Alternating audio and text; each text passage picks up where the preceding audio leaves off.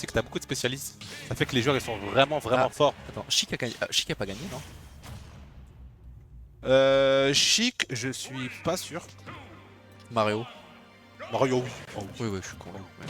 oui. Allez, on est parti du coup. On est parti en attendant. On est sur. C'est un top 8 qualifier. Quoi? Ouais.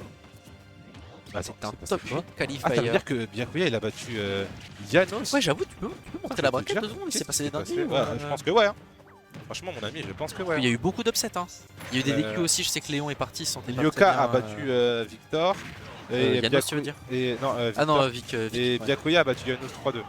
Ok, de l'autre côté, il y a. Je me Ouais, permets. bien sûr, bien sûr. Je regarde un petit peu du coup la braquette. Du coup, là, on a Byakuya et Loka qui est sur le stream. Il y a Orion qui est sur le off stream. Ensuite, il y a Raflona et Toru. Et Susu Blue Sky. Là, on est Blue Sky qui est en tout cas. Il a battu Racker, il a reverse 3-0 Racker. Et il a battu Wookstom derrière. Ouais. Du coup. Mais Blue Sky, c'est un truc de ouf. Hein. Le gars, il est là depuis longtemps. C'est le mec dont on parle pas tant, mais à chaque fois, il fait ses résultats. C'est vraiment l'ancien. Ouais. C'est Marquinhos. Et de l'autre côté, Niro s'est fait envoyer en loser par Naetoru. Du coup, et il est en train de se taper dans un duel fratricide contre Crêpe. Oh Mais genre, le perdant fait 17ème quoi. Waouh. Voilà, voilà. Enfin bon, quoi qu'il en soit, pendant qu'on discute, et bah Byakuya il prend la purée. Il est trop fort, Yuka contre Cloud, mais il est vraiment trop fort. En fait, il a l'habitude de jouer contre King Miguel et il est trop fort dans le match-up. Je me rappelle, ils avaient joué au Versailles Sport l'année dernière. J'avais regardé le set, il m'avait vraiment choqué, mais genre premier degré. Ok. Genre encore un joueur qui joue un personnage entre guillemets nul, mais qui a de très bons fondamentaux, qui comprend bien. Je trouve qu'aujourd'hui... Oh wow, non, il va revenir. Hein. Non, ça, il revient. Je trouve qu'aujourd'hui, il y a une vraie dissociation qui se fait entre les mecs qui sont forts à Smash et les joueurs qui comprennent qu'est-ce qu'il faut faire pour gagner à Smash. Ouais. Je trouve qu'il y a vraiment deux écoles et même dans les top. Bah de toute façon maintenant genre t'as...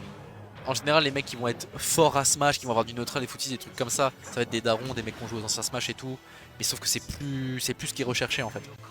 Peut-être on verra comment Smash 6 sera, tu vois, parce que ça va arriver un jour ou l'autre forcément. Genre, Ah, moi j'ai une théorie mon ami.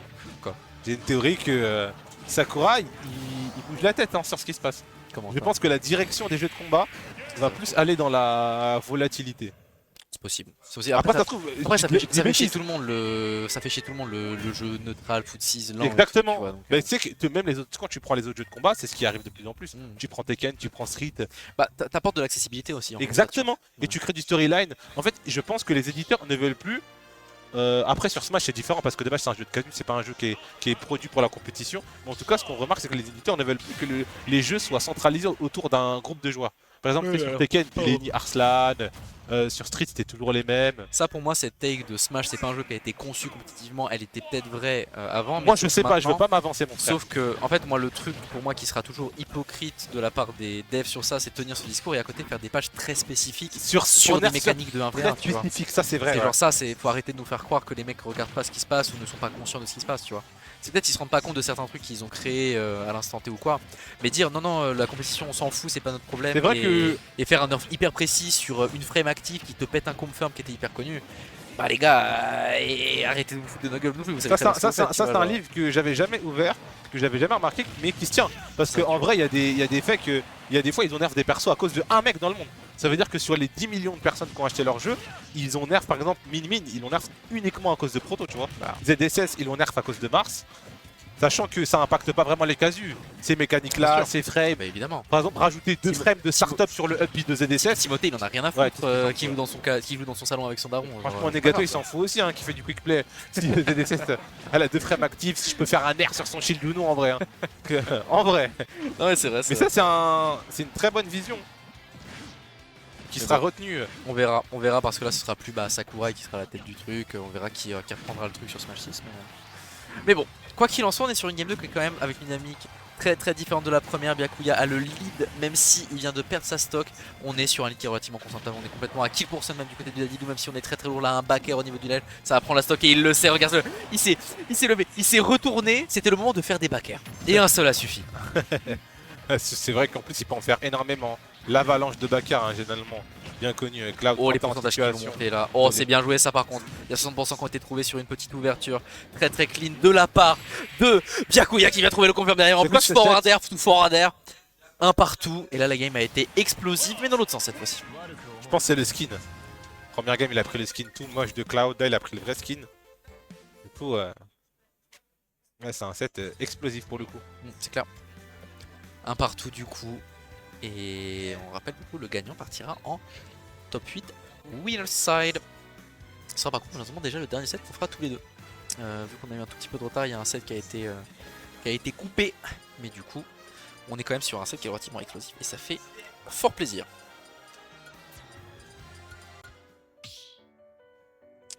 Ça se remet en place tranquillement. Hop. Ça va partir, du coup on est sur une game 3. C'est parti directement. Et on part sur destination finale cette fois-ci. Allez, on est parti du coup. Game 3, un partout entre Byakuya et Lyoka. Cloud Dadidou, on reprend les mêmes, on recommence, on change juste de terrain et on part. Destination finale, je suis pas sûr de ce terrain-là face à Cloud. Je trouve que c'est un très bon terrain pour Cloud, hein, justement. Du fait qu'il peut facilement catcher landing.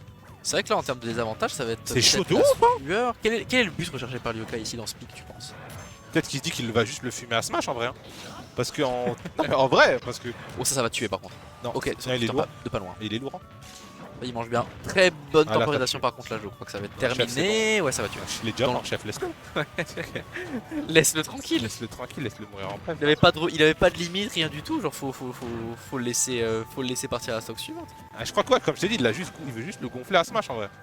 Ouais, pour l'instant ça marche bien. C'est vrai que genre une fois que t'as réussi à rentrer dans la zone de Cloud et que t'as réussi à le mettre offstage, tu peux rigoler. Je pense que ça Dadidou, mais c'est vrai que t'as tellement d'options parce qu'on en parle pas assez, mais Dadidou c'est vraiment fort en situation de ledge trap et potentiellement pour edge guard en fonction de certaines recours en fait. C'est clair. Oh non. Là par contre, ouais, le hard call il était un petit peu audacieux. Peut-être on essaie de faire le marteau derrière. Ah, Vidal. Non, toujours pas. Je t'ai trompé encore.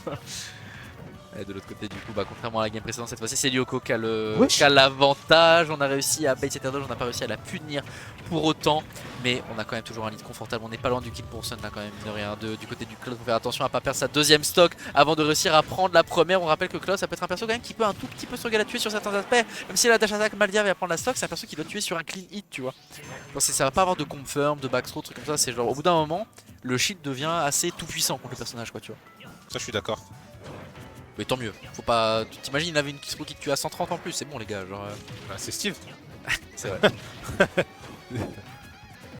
Oh, bon. oh wesh. Devant, derrière le up smash, il est fort. Le up smash c'est un up smash, down smash, F smash il fait. Mais il a de la range. Je savais pas qu'il touchait derrière. Oh, très bon derrière, il n'y a pas eu de tech. Ouais, je pense qu'il s'attendait surtout pas à se faire envoyer contre le stage l'ami Lyoka. Mais quoi qu'il en soit, on est toujours bien quand même. Du côté du Dadidou, on a un tout petit peu de lead et pour ce qu'on monte petit à petit. On arrive à trouver quand même quelque chose avec ce side B après ce B-Nut en limite et ce petit ARL côté Byakuya. On n'est pas si mal que ça. Attention à pas se faire envoyer hostage non plus. Ouh, attention. Non, projection du mauvais côté, cross slash, 98% et le backer. Ouais. Par-dessus le Gordon, on va charger la limite. Oh ouais, on a eu chaud. On a peur forcément de la limite et on tient le shield, mais bon, c'est la solution aussi du côté de Lyoka de balancer des... Oh putain, je me suis perdu dans la game, pardon. Mais là, on est en train de revenir du côté de Lyoka. Évidemment, on avait un petit retard et on va prendre ce forwarder qui va toucher du bout du marteau. Et ça fait 2-1. Ouais, vraiment la pointe du marteau. Je pense que s'y attendait pas, il avait drift un peu out. Ouais. Mais il a vraiment été surpris. Hein. Ça a touché à la dernière frame. Vraiment à la dernière frame, ça se voit rien. Ah, c'est clair. J'aime trop les games comme ça où les joueurs ils sont bien en pétard en avantage et un peu frêle en désavantage. Ça donne lieu à des interactions de fou, tu vois.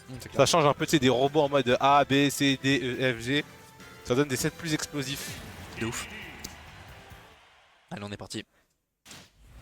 Directement sur la game 4, on rappelle un Byakuya 2 au mur ici. Lyoka qui s'en sort sur cette game 3, qu'il a relativement dominé, hein, mine de rien. Il s'est fait un petit peu rattraper sur la fin, mais il a réussi à revenir, clore la game, clore cette game sur destination finale. Et le counter pick a été payant au final. On a râlé dessus, mais écoute, il avait confiance dans son football. Hein. Ah oui, il avait vraiment confiance dans son foot. Attention, on se retrouve en situation de ledge trap, Gordo. Ah non, c'est dommage, on a pensé à un dash grab, mais là, le backer qui est en dehors du terrain. On n'a pas obligé d'utiliser la limite, mettre à l'air. Mettre à l'air encore. Voilà, notre Albi, justement. Oh, le up smash. Ah non, le drift in. On a un peu trop attendu hein, pour mettre le back air. Ça commence à être téléphoné, on commence à capter les timings du côté de Lyoka.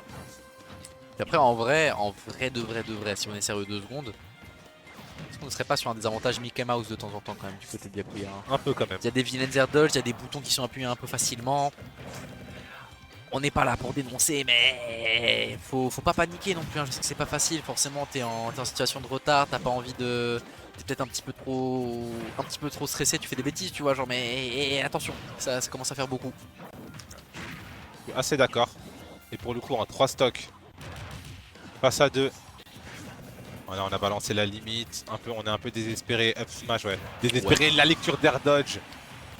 Ouais, c'est vrai que la spot dodge c'est tellement utilisé dans Smash Ultimate où vraiment tu peux trouver des hard calls comme ça. Et côté Byakuya, on est en train de lever les yeux au ciel, on est peut-être en train d'un peu de perdre espoir dans cette game. Et pour cause, on a une grosse stock complète de retard. On commence à faire des options un petit peu douteuses, je ne sais pas. Mais là, Byakuya, il a l'air secoué, les garçons. Ouais, un peu audacieuse les options. Et ouais, oh, ouais, on va finir sur le landing. Forwarder en prévention. 2 sauts. Non, ça va pas confirmer cette fois-ci, malheureusement. Non, bah non. Non, mais après, écoute, on sent aussi peut-être un peu de stress, hein, tu vois, côté Byakuya, forcément, genre, jeune joueur, t'as la possibilité de faire un gros classement et tout, genre. On va faire un bon top 8, hein. On rappelle Bah ouais, c'est un B-tier. top 8, un B-tier, c'est pas n'importe quoi, tu vois, donc peut-être un petit peu sous la pression de l'événement, mais par contre, de l'autre côté, on a encore ces air dodge, hein, encore et toujours, qui sont par contre très bien cueillis par Lyoka à chaque fois. Il s'y attend et on n'a pas tant d'adaptation, des avantages côté Byakuya, malheureusement. Peut-être le Leshtra pour prendre cette stock, on en a tellement besoin. L'air dodge qui sera pas fini, hein. La projection du mauvais côté. Là on a tenté encore un up smash et là voilà le back air pour le remettre en situation de Leshtra. Mais cette fois ça sera de l'autre côté du terrain. Le back air, ah dommage, on a bien pas de spoil. Il en avait besoin de ce back air pourtant. Byakuya là, on survit encore du côté de Lyoka sur cette stock et chaque moment le rapproche de la qualification en winner top 8. Le joueur de Dadidou est pas mal dans sa game, il y a un petit peu d'avance, on a été un petit peu présomptueux là ici sur le punish, on n'a pas voulu attendre le landing. De l'autre côté on arrive à casser cet avantage state avec ce neutral air en retombant et on est quand même bien revenu du côté de Byakuya. Ah ouais, s'il y a bien un personnage qui peut le faire, c'est bien Cloud. Est-ce qu'on vient pas de faire la stock sur ça? Donc ça va, on s'en sort. Par contre attention quand même à pas faire de bêtises parce qu'on est à 121%, ça commence à monter du côté du Dadidou aussi mine de rien et la limite est présente. Ah!